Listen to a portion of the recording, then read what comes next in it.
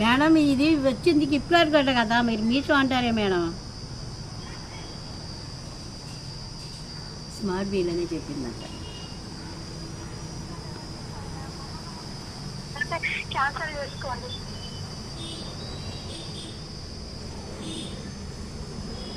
Hello,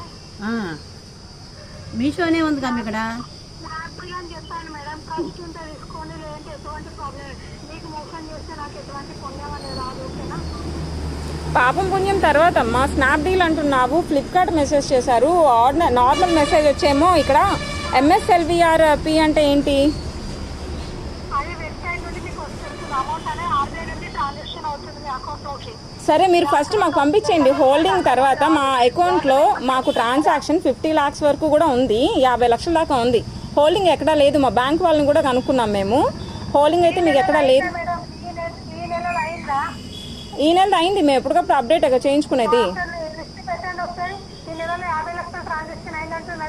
అమ్మ 50 లక్షల ట్రాన్సాక్షన్కి మాకు లిమిట్ ఉంది. ట్రాన్సాక్షన్ అయిందా లేదా కాదు, లిమిట్ ఉంది. లిమిట్ ఉండబట్టే కదా చెప్తున్నాము. ఎవడమ్మా నీకు ఉద్యోగం ఇచ్చింది? తెలియకపోతే తెలియదని చెప్పాలి కానీ అలా ఉండదని ఎలా చెప్తున్నావు? అసలు కనీసం కాల్ రికార్డింగ్ ఉందా? మీ హెచ్డీకి ఇవ్వు ఒకసారి, మీ ఎండీతో మాట్లాడతాను ఒకసారి ఇవ్వు. అలా ఉండదని అంటున్నావు. బ్యాంక్ కూడా ఇక్కడ ఎదురుగా చెప్తుంటే మాకు ట్రాన్సాక్షన్ లిమిట్ లేదు, నువ్వు వచ్చి దీనికి లిమిట్ ఉందని చెప్తున్నావు. ఎందుకు ఇంత మోసం? మీ అమ్మని చేస్తావు ఇట్లాగే మోసం నువ్వు నిజంగానే?